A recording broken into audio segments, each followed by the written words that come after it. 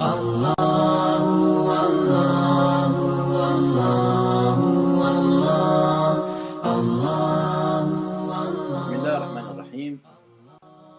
Mes frères et sœurs, alors que nous parlons beaucoup de l'injustice, le Nabi sallallahu alayhi wa sallam nous dit Ar-Rahimouna yarhamuhum ar-Rahman. Irhamu man fil ard, yarhamkum man fis sama. Les miséricordieux, Allah il leur fait miséricorde. Faites miséricorde à ceux qui sont sur terre et Allah tabaraka wa ta'ala vous accordera sa miséricorde. J'aimerais parler avec vous d'un hadith magnifique, d'un hadith merveilleux, d'une comparaison imagée de Nabi sallallahu alayhi wa sallam qui fait état du véritable croyant. Dans une parole prophétique rapportée par l'imam Abu Daoud, Nabi sallallahu alayhi wa sallam nous dit Al-mu'minu mir'atul mu'min.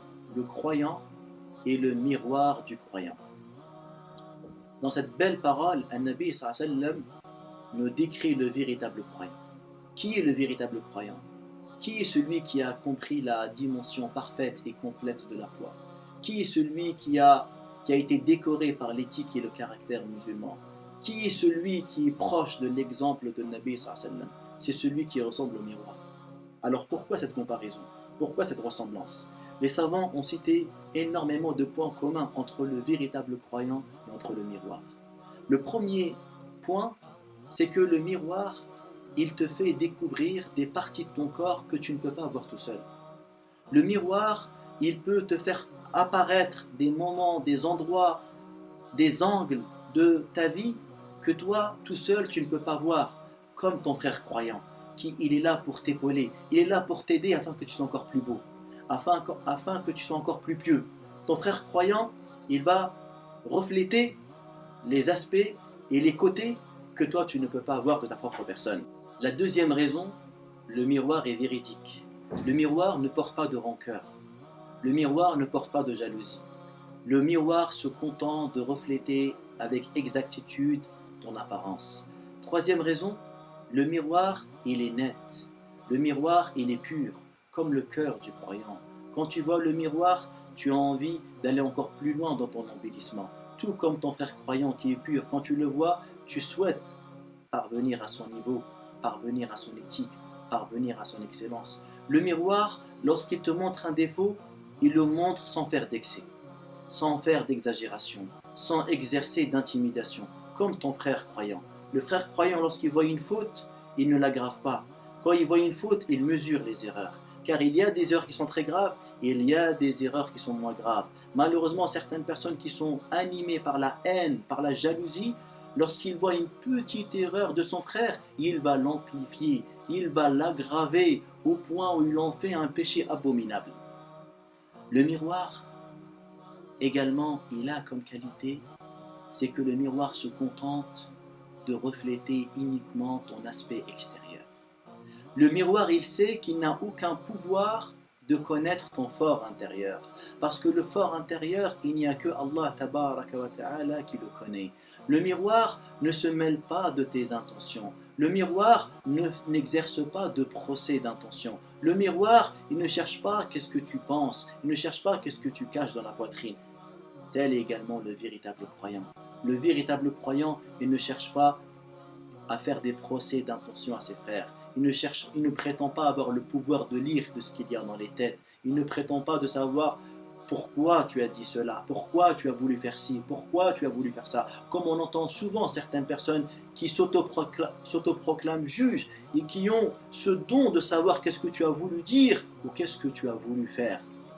Tout comme également, le miroir, il est juste envers tout le monde. Toute personne qui a un défaut sur le nez, le miroir, il va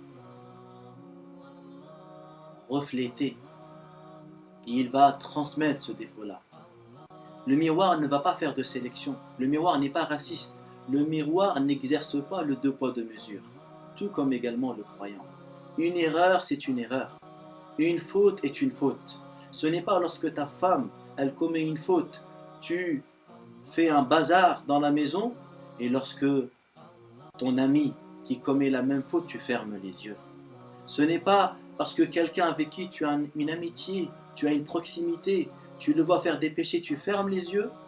Mais quand quelqu'un qui fait la même erreur parce que tu as eu un malentendu avec lui dans le passé, parce qu'il y a une rivalité entre toi et lui, alors tu en fais tout un plat.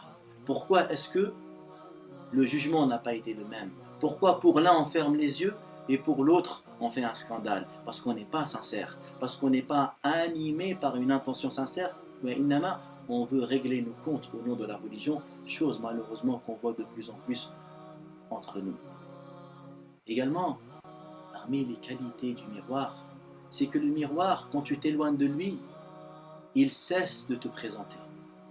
Tout comme également ton frère croyant. Quand tu es à côté de lui, il entend tes secrets, il voit tes défauts. Mais une fois qu'il s'éloigne de toi, il préserve ton honneur. Il ne parle pas sur toi, il ne dévoile pas tes secrets. Qu'Allah subhanahu wa ta'ala nous aide à être comme le miroir.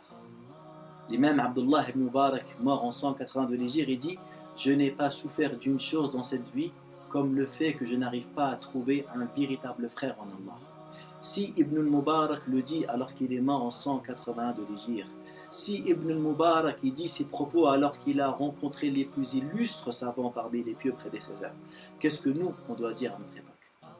Sache mon frère et ma soeur, si Allah subhanahu wa ta'ala t'a permis d'avoir un ami qui ressemble au miroir, alors préserve-le.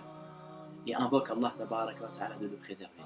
Et si tu n'arrives pas à trouver un ami comme le miroir, qui est le cas de beaucoup parmi nous, alors demande à Allah tabaraka wa ta'ala dans tes invocations de te faire rencontrer une personne qui sera comme un miroir qui va t'aider. Parce que le vrai croyant, il suit les volontés d'Allah. La volonté d'Allah, c'est que les serviteurs suivent le droit chemin. Alors que la volonté de Shaitan, c'est que les gens suivent le mauvais chemin. Et le croyant pieux, le croyant pur, il est censé être en accord avec la volonté d'Allah. Car Allah, il veut, Allah souhaite, Allah aime que le pécheur et le désobéissant reviennent vers la vérité. Ainsi doit être le croyant. Et pour que quelqu'un revienne vers la vérité, il faut utiliser les bonnes méthodes. Il faut utiliser une bonne pédagogie. Comme la pédagogie que tu utilises avec tes enfants parce que tu aimerais que tes enfants soient des exemples, soient des modèles, tu devrais l'utiliser avec tout le monde. Je terminerai par vous raconter une histoire de nobles savants, de nobles pieux, les petits-fils du prophète Al-Hassan et Al-Hussein. On relate que Al-Hassan et Al-Hussein ont vu une personne âgée qui ne savait pas faire les ablutions. Alors ils ont réfléchi sur la manière à suivre pour corriger cette personne-là, car il est difficile pour des jeunes de reprendre une personne âgée, surtout sur un sujet aussi important qui est les ablutions, et normalement tout le monde est censé faire les ablutions.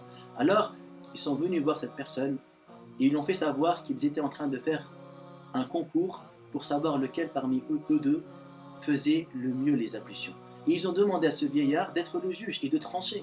Alors Al-Hassan s'est mis à faire les ablutions. Et il les a fait de la manière parfaite, la manière dont le prophète faisait les ablutions. Le Hussein a fait la même chose. Quand ils ont terminé et qu'ils se sont retournés vers le vieillard, il leur a dit « Mes enfants, en vérité, vous venez de m'apprendre à faire les ablutions. Vous venez de me faire découvrir une erreur que je faisais pendant les ablutions. Qu'Allah vous récompense, mes enfants. » Regardez cette manière intelligente. Qui sont ceux qui suivent ce modèle, ce chemin, qui, lorsqu'il voit une erreur, il réfléchit pendant plusieurs minutes, comment je vais corriger mon frère, comment je vais corriger ma sœur pour récolter l'agrément de mon Seigneur. Qu'Allah subhanahu wa ta'ala nous aide à parvenir à l'excellence et à la droiture. Allahumma amin.